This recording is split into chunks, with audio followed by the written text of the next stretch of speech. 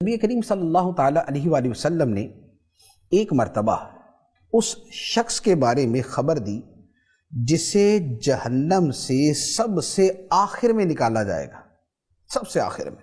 یعنی اس کا مطلب یہ ہوا کہ یہ آخری جنتی ہے، اس سے پہلے اربوں کھربوں مسلمان جنت میں جا چکے ہوں گے، یہ آخری مسلمان ہوگا، کیونکہ کافر تو جہنم سے نہیں نکلے گا، یہ آخری مسلمان ہوگا، اسے جہنم سے نکالا جائے گا۔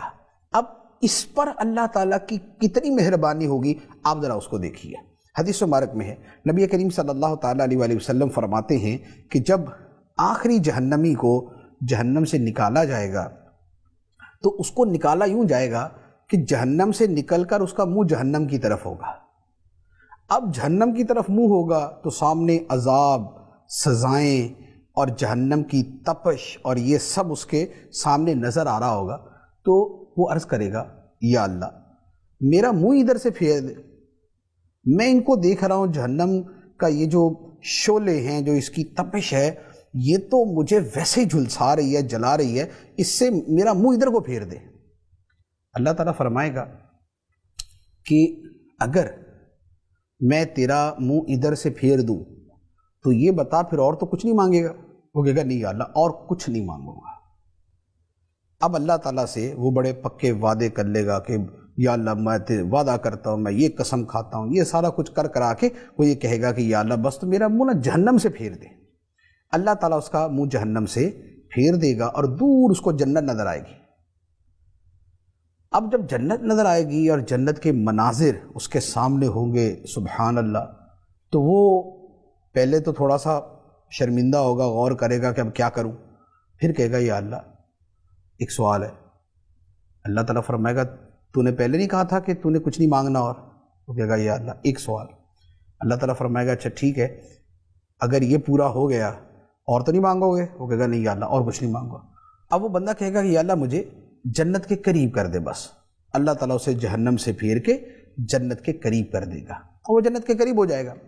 اب وہاں جب جا کے وہ دیکھے گا کہ اتنا کچھ جنت کے اندر، ایسی موجیں، ایسے محلات، ایسی نعمتیں، کھانا پینا پہننا رہنا، مناظر، اور پھر جو جنت کے اندر دودھ شہد شراب کی نہریں، اب جب یہ ساری چیزیں دیکھے گا تو اب وہاں پر کھڑے ہو کے وہ خاموش ہو جائے گا اور کافی دیر خاموش رہے گا، کیونکہ اب اس کو سمجھ نہیں آ رہا ہوگا کہ اب میں کیا بولوں، کیونکہ میں تو بڑی قسمیں کھا کے پہلے ہی جو ہے میں نے کہا تھا کہ یا اللہ میرا صرف منہ جہنم سے پھیر دے، اس کے بعد پھر میں نے قسمیں کھا کے کہا تھا بس آگے کر دے اور کچھ نہیں مانگوں گا۔ تو اب وہ کافی دیر خاموش رہے گا۔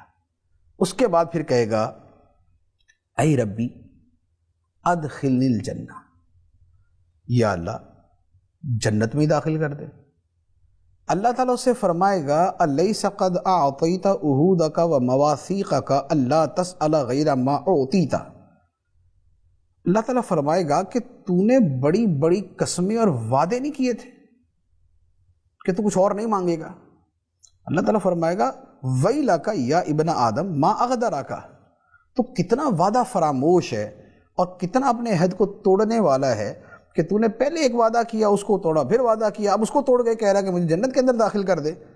وہ بندہ کہے گا اے ربی لا اکون اشقا خلقی کا، اے اللہ میں یہ نہیں چاہتا کہ تیری مخلوق میں سب سے بدبخت آدمی میں ہی بن جاؤں، کہ جہنم سے تو نکل آیا، جنت میں جانے سے محروم ہوں۔ اے اللہ میں نہیں چاہتا کہ میں اس طرح کا بد نصیب آدمی بنوں، اس طرح کا محروم آدمی بنوں، بد قسمت ہوں کہ میں جنت کے سامنے تو کھڑا ہوں لیکن اندر نہیں جا سکتا۔ تو اب یہ بار بار اللہ تعالیٰ سے کہتا رہے گا یا اللہ اندر بھیج دے، یا اللہ اندر بھیج دے، یا اللہ اندر بھیج دے۔ اب حدیث مبارک ہے کہ یہ بندہ بار بار یہ فریاد کرتا رہے گا حتیٰ یضحک اللہ تبارک و تعالی منہ، حتیٰ کہ اللہ تعالیٰ اس بندے کی بات سن کر مسکرا دے گا، ہنس دے گا۔ اب یہ جو ہنسنا ہے یہ اللہ تعالیٰ کی شان کے لائق اس کا معنی ہے اس کا معنی ہم وہ نہیں لیتے جیسے ہم اپنے چہرے کے ساتھ ہنستے ہیں، لیکن حدیث مبارک میں جو فرمایا، یعنی اس کا پھر ترجمہ حقیقت میں کیا جاتا ہے کہ اللہ تعالیٰ اس بندے سے راضی ہو جائے گا کہ ٹھیک ہے، اس کی فریاد کو قبول کیا۔ فَإِذَا ضَحِكَ اللَّهُ مِنْهُ، جب اللہ تعالیٰ اس بندے سے راضی ہو جائے گا تو اللہ تعالیٰ فرمائے گا اُدْخُلِ الْجَنَّةِ، جا جنت میں داخل ہو جائے۔ اب وہ بندہ جنت میں داخل ہوگا، جب وہ جنت میں داخل ہوگا تو اللہ تعالیٰ اسے فرمائے گا تمنا، اب جو تمنا کرنی ہے کر، جو آرزو تیرے دل میں آتی ہے بول۔ فَيَسْأَلُ رَبَّهُ وَيَتَمَنَّا، تو وہ بندہ اپنے رب سے سوال کرتا رہے گا، تمنا کرتا رہے گا، حتیٰ کہ اللہ تعالیٰ اسے یاد کرائے گا، یہ بھی مانگ، یہ بھی مانگ، یہ بھی مانگ، یہ بھی مانگ۔ یعنی بندہ تو جتنا مانگ سکے گا مانگ لے گا، اس کے بعد اللہ تعالیٰ اس کو یاد کرائے گا، یہ بھی مانگ لے، یہ بھی مانگ لے، یہ بھی مانگ لے۔ تو اللہ تعالیٰ اتنا فرمائے گا حتیٰ کہ اس بندے کی ساری آرزویں پوری ہو جائیں گی، ساری آرزویں پوری ہو جائیں گی، جتنا اس نے مانگنا ہوگا۔ یا اللہ مجھے اتنے محلات دے دے، اتنی حوریں دے دے، یا اللہ اتنے مجھے باغات دے دے، اتنے مجھے کھانے پینے کی چیزیں دے دے، اتنا بڑا رقبہ دے دے، سب کچھ مانگ کے اس کی ساری امیدیں ختم ہو جائیں گی، ساری تمنائیں پوری ہو جائیں گی۔ تو اس کے بعد اللہ تعالیٰ اس سے فرمائے گا ذَلِكَ لَكَ وَمِثْلُهُ مَعَهُ، جتنا تو نے مانگا وہ تجھے دیا، اور اس کے ساتھ اتنا ہی زیادہ تجھے اور بھی عطا کر دیا۔ اس نے 2 محل مانگے، خدا 4 عطا فرمائے گا۔ اس نے 2 باغ مانگے، اللہ تعالیٰ اس کو 4 باغ عطا فرمائے گا۔ تو فرمائے گا جتنا تو نے مانگا ذالک لک، وہ تو تیرے لیے ہے، وہ مثلہ معہ، اور اتنا ہی تجھے اور بھی عطا کرتے ہیں۔